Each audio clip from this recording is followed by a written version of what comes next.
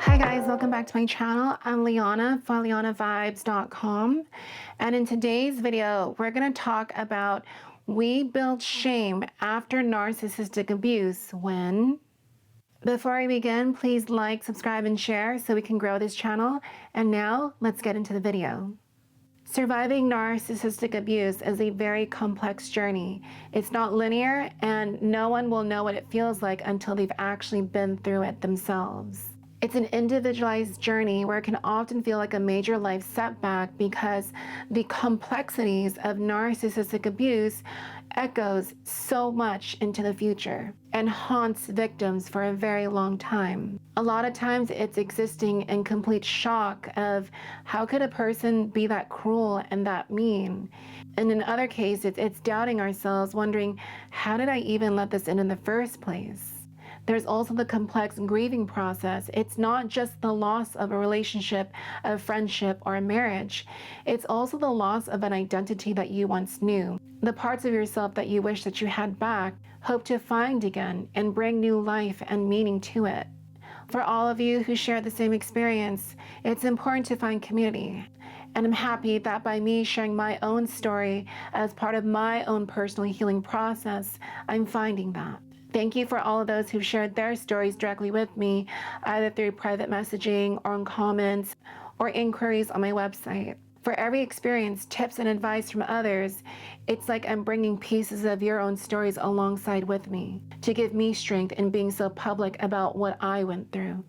I do want to start off this video by saying that healing is a choice. And though we cannot unwrite what happened to us through narcissistic abuse, we have the ability and the resiliency within us to at least make a different choice, a path towards a different direction and a different outcome.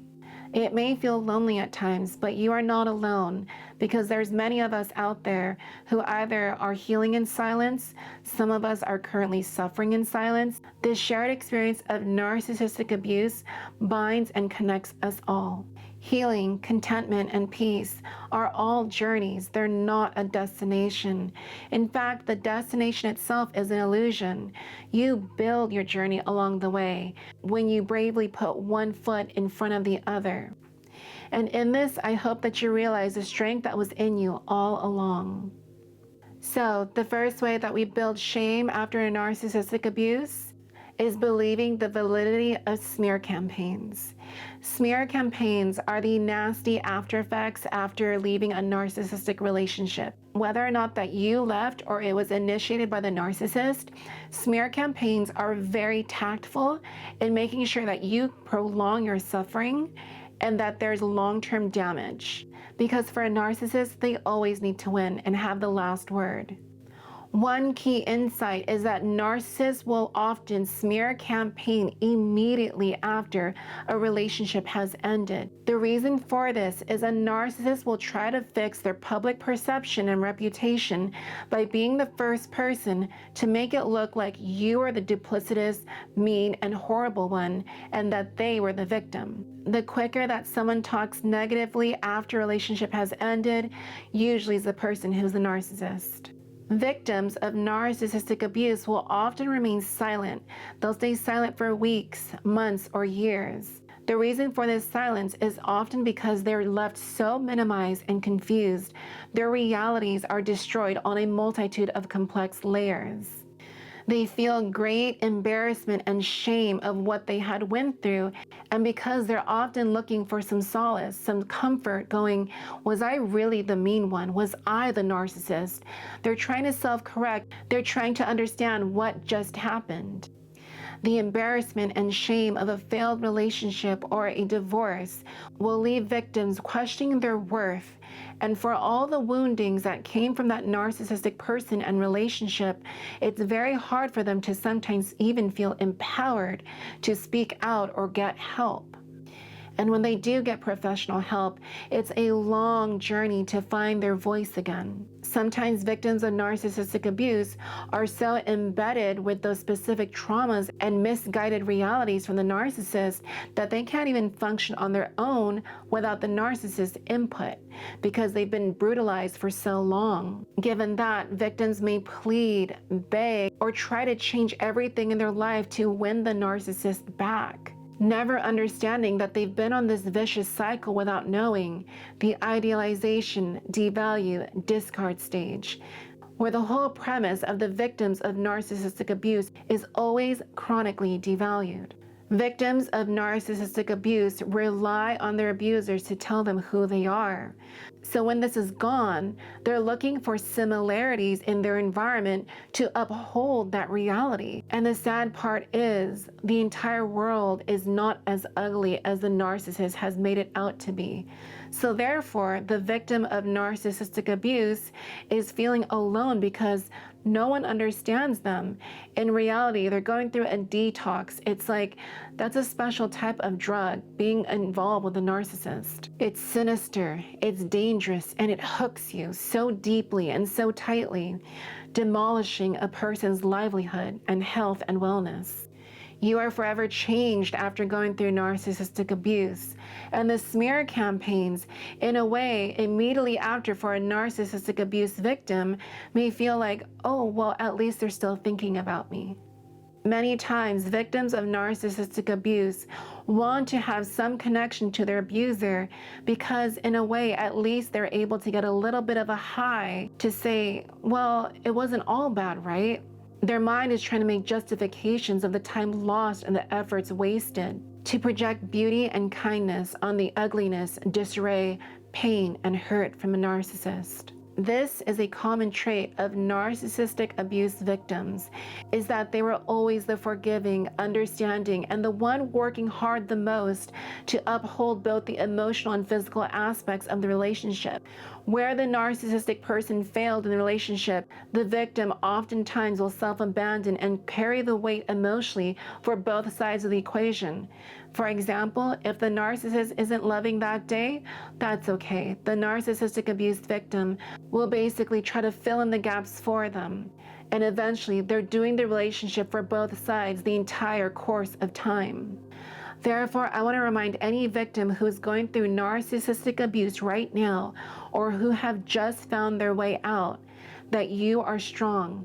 Because look how much effort and strength it took to uphold a relationship where the other person wasn't even fully participating in. They were just there for your good parts, but they'll leave you at the drop of a hat when they're bored of you because of their sick, twisted game watching you trying to uphold this relationship for them. I also want to note that with these smear campaigns is the flying monkeys and the triangulation which occurs. And that makes it very challenging for the narcissistic abused victim to make it through and survive, because in their healing process of trying to leave everything behind, oftentimes they're reeled back in by something that they hear from a person in their life. Personally, for me, I had to go gray rocking on certain relatives who are very much connected to my narcissistic ex-husband.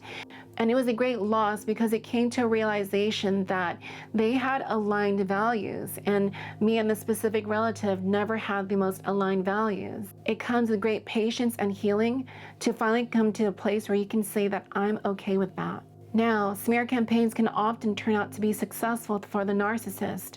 And what victims of narcissistic abuse may find is that they become very self-destructive and making choices that do not align with their highest good. Instead, their choices now are about self-destruction and self-harm, sometimes in obvious ways through very detrimental ways of numbing, or maybe not so obvious ways by aligning with others who you might think may have good intentions, but oftentimes when you're in a vulnerable, wounded state, your ability to point out if a person is healthy-minded or not for you can sometimes be troubled and inaccurate.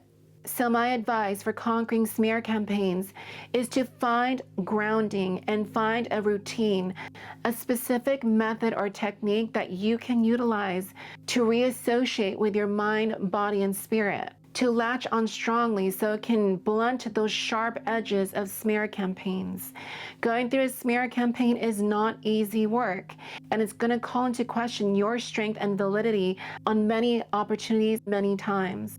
It's going to question your strength, your resiliency, and your worth. But I ask of you to stay strong throughout these moments, to stay resilient, because you existed before the narcissist. You existed during a time before you met them. You will find that again even afterwards. You will find yourself reacquaint and reassociate to the deepest, most strongest parts of who you are. The strength is in there. It doesn't exist externally outside of you. You just need to reacquaint and reconnect with it. That's all. Number 2 is when we choose to stay silent. When we choose to stay silent after narcissistic abuse, we're not able to process. Many a times we remain in a state of shock, and shock can exist for a very long time. It's not just acute and immediate. When we choose to deflect and hide our struggles in the shadows, we're not able to bring it to the light of awareness where we can actually work on it, heal it, and process to release it.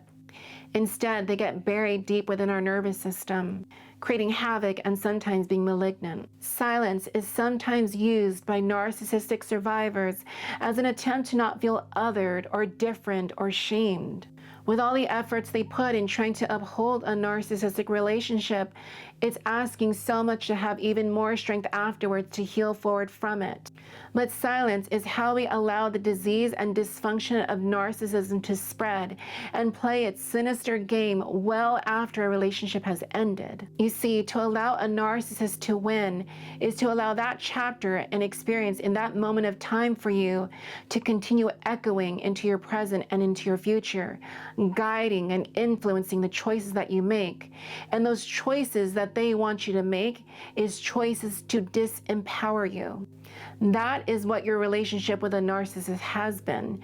It's been in their favor and for you to be disempowered, to disconnect you from your own true resilience, your own true self-worth, and your power.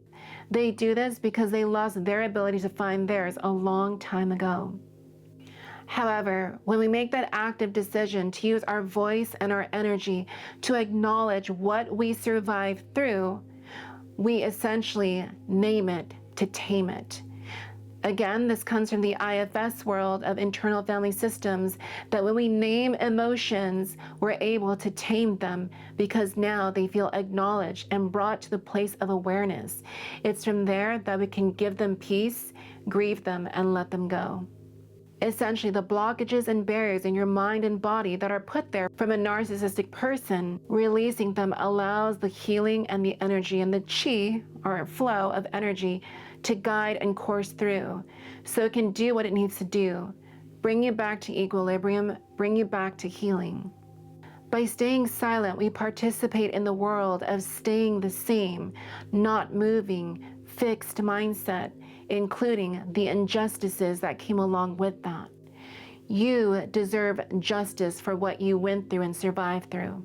If you haven't heard that from any other channel or any other person in your life, then let me be the first to tell you, you deserve justice for what you survived through. Your greatest reward will be your freedom. Your pain does not define you. Your ability to transform that negative energy into light is the gift that reminds you of your brilliance and of who you truly are.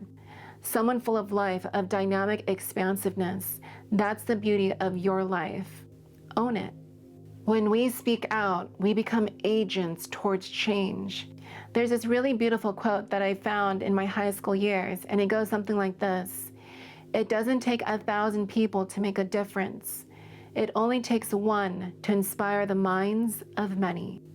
Number 3, self-abandon.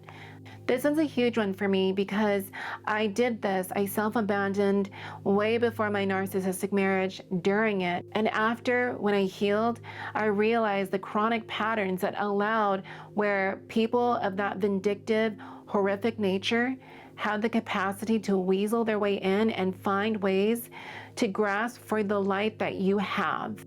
The value and worth that they so desperately want for them, they're trying to take it from you. And even for all the accolades and fame and money that narcissists are very well known to have, it doesn't speak to the fact that they're all just to pacify the superficial and external, because at the deepest core root, if you were to shine a mirror and force them to see who they truly are at the core, it's very terrifyingly ugly. It's not good, and you should not feel jealous of what they have. The external factors and resources that they boast about does nothing to quell the darkness that they hold within. So what is self-abandonment?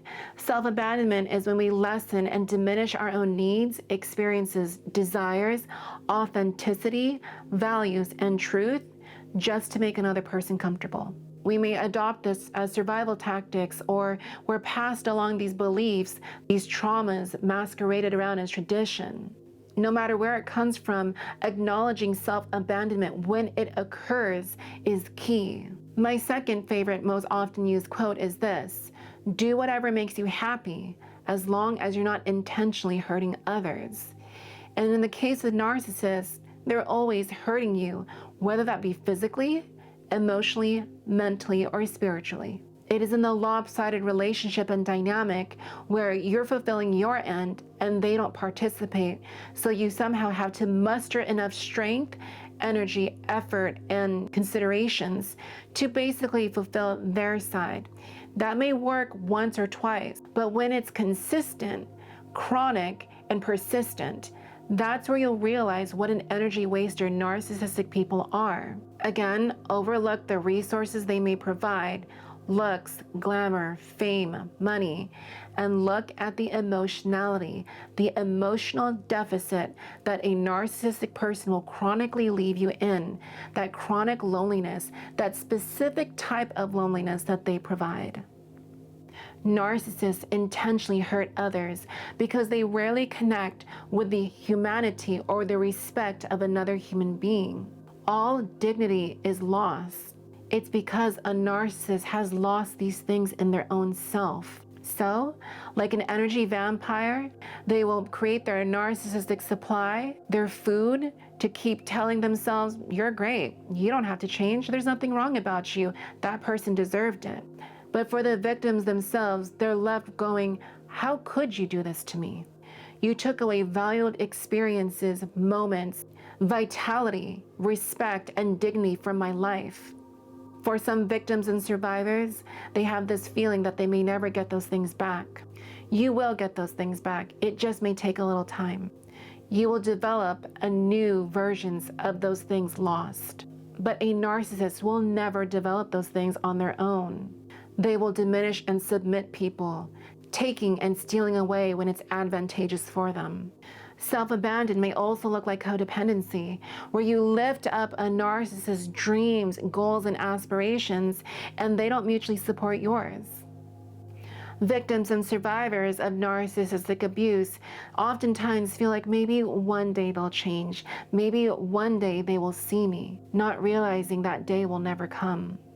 A narcissist is very talented in utilizing words that you want to hear, so you can be drawn in close, and the closer that you come, the more energy they can steal away. Long term, with self-abandonment, you set up a relationship where you do not trust yourself. This is the most sinister, chronic aspect of narcissistic abuse. Victims are no longer able to trust their choices, their decisions, their reality. And while with the ending of a relationship with a narcissist, the narcissist just goes off to start again and start their whole cycles again with someone else on fresh new narcissistic supply, victims and survivors of narcissistic abuse have to first heal the initial acute trauma and then do the actual work to redefine what their new life will look like. They basically do double, triple, quadruple the work, exponential more work than the narcissist will ever do, because a narcissist will never take accountability. Victims and survivors of narcissistic abuse do. They take accountability of what they went through eventually, and then they take accountability for the person the narcissist could never be, or who they falsely saw them to be. When you're not able to trust yourself, you become a victim to other people's desires, wants, and dreams. But listen to your heart, because you have dreams of your own. And for those of you watching, I know that you have dreams where you have a successful relationship, friendship, marriage, or any type of other meaningful dynamic. You deserve that. Someone who self-abandons may position themselves to be a slave to other people's desires and wants, even if they're strongly negative or toxic people. Self-abandonment is a learned behavior, and this can usually stem from childhood experiences, and especially if you are a child of emotionally immature parents, meaning they were unpredictable, chaotic, and abusive. Lastly, I just want to say that just because you experience narcissistic abuse, it does not mean that you're doomed to repeat or re-experience it forever and ever. A person's ability or choice to heal or not heal, that's the determining factor. And if you're watching this video this far and this deep along, there's a pretty good chance that you're already doing the work. I need you to acknowledge that. I know what it feels like, because I know initially you're afraid to heal. Healing itself is one of the greatest transitions you will ever go through. And through any transition, there is a death of a previous self. That's the fear, is not so much of the healing itself, but who will I become when I'm healed?